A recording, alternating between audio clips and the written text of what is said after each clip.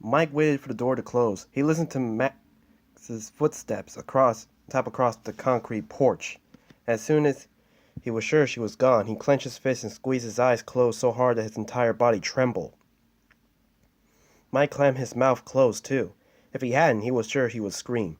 A wail of despair and frustration and fury was clenching in his chest, and it took everything he had not to let it out. With a roar, weeping up his throat like a lion finally freed from a cage, glancing at the discrepancy notice, Mike thought about his aunt's message, or else. Mike knew what was that. Damn his Aunt Jane. When was she going to back off? Mike shook his head. Never, he said out loud. Taking a deep breath, he shoved aside thoughts of his aunt. Smelling the lasagna sauce and cheese, he thought about eating, but the idea immediately brought a wave of nausea. Mike stood up and looked at the half-eaten pan of lasagna. It was cold, and the cheese was starting to concrete. He was tempted to dump it in the trash, but maybe if he warmed it up, he could get Abby to eat it. Not holding his breath, but figuring he could try to feed his sister, Mike put the lasagna in the little microwave next to the stove. He pressed a couple buttons and turned the head towards Abby's room. As Mike rotated, he saw the delinquency note. His rage and frustration combustion. He grabbed it, balled it up, and flung it into the plastic bin under the kitchen sink. Then he kicked the bin, slammed the cabinet door, and looked up at the dirty white ceiling. 3 feet above Mike's head, a spider was crawling away at a long straight of webs. The webbing was attached to a half-complete web that stretched from a grumpy glass ceiling light to the corner of the room. Go, Mike said to the spider. He hoped that thing had better luck at getting his home in order than Mike was having. Abby loved her hidey tent, but she also loved her desk. Too bad she couldn't fit her desk inside her hidey tent. Drawing was much easier at her desk. Toying with the shoulder strap of her favorite red overalls, Abby looked at the array of colored pencils spayed out next to the drawing pad. Which green would be better for the big tree? Deciding, Abby picked up the darkest green pencil and began carefully sketching in the fluffy edges of the tall palm tree branches. The spat orange metal lamp that sat on her desk shone down like a tree like sunshine, making a yellow sun Abby had already drawn above the tree even brighter looking. The golden warp of the desk lamp made Abby's animal friends and the black-haired man and black-haired little girl under the tree look even happier than Abby wanted them to look. Even as Abby bent over the task of creating dozens of little green pine needles on the tree, she glanced at the creatures she drew, and the man and girl. She meant it to look like they were playing Ring Around the Rosie, and she wasn't sure she pulled that off, but the big curved smiles she put on their faces made it clear that they were playing, having a good time. For a second, Abby's pencil stopped moving as her feelings pushed past her concentration on the feeling. If only the drawing could come true. Abby wished Mike would play with her sometimes. He used to, but lately. Behind Abby, her bedroom door squeaked. She glanced over her shoulder as Mike stepped into the room. Mike lifted a hand in greeting, and Abby returned the gesture. Then she swiveled back around and bent closer to her drawing. She went back to sketching the green pine needles. "What you drawing?" Mike asked as he shuffled steps across her carpet. "Trees," Abby said simply. She looked up when Mike stopped beside her white desk chair. The desk chair was what they call a ladderback chair. Mike had told her that. He didn't like it as much as the desk. It was hard and made her back hurt if she sat on it for too long. That was why when sometimes she drew on her tent, even though the drawing she did have was never that as good. Mike's arm slipped past Abby's shoulder. He tapped the man in the drawing. "This is a good-looking dude I recognize," Mike said. He moved his finger at one of Abby's friends. "Who are these punks?" Abby kept working on the tree. "My friends," she said. "It's not done yet." Mike sighed loud in Abby's ear. She ignored his unspoken criticism. She knew how he felt about her friends. The floor creaked as Mike took a step back away from Abby's chair. "You can finish later," he said. The words sounded sad. "It's time to eat." Abby sat down the green pencil and picked up a yellow one to add a little more detail on one of her friends. "Not hungry," she said. Mike let out another sigh. Abby didn't feel this one, but it was louder. "Don't care," Mike said. "You need to eat. Let's go." The floor creaked again, and Mike's hands closed around Abby's upper arm. She attempted to pull her away from the chair. "No!" Abby shrieked as she dropped her pencil and swirled to her face her brother. The words came out like a siren from her mouth, the one small sounding rising and lowering in pitch and volume. Abby twisted her arm to shake off Mike's hand. As soon as Abby pulled away from Mike, he let go of her. Abby rubbed her arm. It didn't really hurt. Mike had held her firmly, but he hadn't been rough. He was never rough. Sighing in the third time, Mike backed away from Abby and sat down on the edge of the bed. She sat in her chair and watched him. The thin mattress sank under his weight, and the box spring loud squeak. Mike rubbed his palm over his hand, and then he looked at Abby as if he was about to beg her for a favor. "Abs," he said, his voice really soft, "the day I'm having—" Mike swallowed and shook his head. "Just please come and eat some food, please." Abby looked at her brother. She thought he looked paled, and the little lines of the outside corners of his eyes were bunched up tighter than usual. She shifted her gaze to the mattress. "You're sitting on my friend," Abby said. Mike snorted and stood. "You know what? Do whatever the hell you want. I don't care." Mike started stomping towards the door, but then he stopped. He spoke again, with his back to Abby. "But you should know what happens to little girls who don't eat their dinners." Mike rotated towards Abby in a super slow motion. He squinted at Abby and scrunched his face into what Abby thought was supposed to be a mean look, like he was trying to be one of the bad guys in the cartoon. Abby didn't feel like playing along with Mike's stupid game, so she stayed silent. She looked at him, carefully to keep her face totally blank. "When kids don't eat," Mike said, leaning forward, "their bodies stay the same size forever." Abby shrugged and rolled her eyes. Mike wagged a finger at her, "and that means that they die without ever getting to ride the adults' rides at the amusement park." Abby almost smiled at that, but Mike didn't deserve a smile. Abby looked away from Mike, back to the now empty bed. She studied the spot where Mike had sat. "My friend says you're an idiot," Abby told Mike, glancing towards him. Mike's face went rigid. A vein of the edge of his forehead got bigger and looked like it was hopping up and down at his skin. Abby thought she could hear his teeth grind as he turned around and headed towards the door. Just shy of the door, Mike stopped. He looked back at Abby. "At least I'm real," he said. His voice was harsh and unfriendly. Mike strode out the room and slammed the door behind him. The kaplum took a couple seconds to fade away.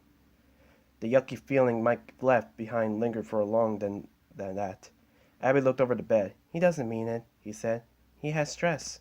From beyond the door, Mike's bellow was muffled and distant. "No, I don't," he shouted. Mike dropped onto the edge of his turned-down bed. He sat down so hard that the bed's wound slender headboard knocked against the wall, as if in response to the dog barked in the distance. The crick of tires in the street and the purr of engine reached throughout Mike's closed window. Mike looked at his pillow. All he wanted to do was flop down and put his face in it, maybe like a human ostrich, and block out the day, but he couldn't sleep yet. Raising his butt off the bed, half standing, Mike reached under his mattress and grabbed the pill bottle. Wrapping his finger around the hard, smooth plastic, he closed his eyes, savored the momentary relief he always felt when he started his nighttime routine. Mike opened the bottle's child-proof cap and pulled out one of the small white pills. Immediately popping the pill in his mouth, he reached for the glass of water he put on his nightstand. He took a few sips of water, washing down the pill. Finally, Mike can put this day behind him. Looking forward, Mike pushed play on the cassette player. Immediately, his bedroom was filled with peaceful forest sounds. Mike closed his eyes and focused on the sprightly chirps of birds, the cracks and snaps of branches being rustled by the wind. He took a deep breath and let it out slowly. Then he lay down flat on his bed. Opening his eyes, Mike looked straight up above his bed, seeing past the images of the day that flicked through his mind like a herky-jerky slideshow. Mike focused on the poster taped in the ceiling. "Pining for fun?" the poster's head reading. "Visit Nebraska." The words popped from the paper of the bright yellow block letter font, parading across the top of the sagging cluster of pine trees. As Mike gazed at the trees, the slideshow in his head continued. He saw an ugly brick government building, a social worker, uneven skirt, and the paper number 27. He saw Ragnall's smug face. He saw a series of help wanted signs and a matching series of head shakes as he was told he wasn't right for the job. He saw Mac's big eyes and Abby's dark ones. He saw the red delinquency notice in the lasagna he ended up throwing away because he microwaved it too long, and because Abby never came out to the room to eat. Brief. He told himself. Zero in on the sounds of babbling brooks that came from his cassette player. He squinted on the pine trees, putting all his attention on his ritual so he could let the rest of the day fade away. Briefly, Mike remembered the first night he put up the poster. It had seemed like a stupid idea, but he was desperate.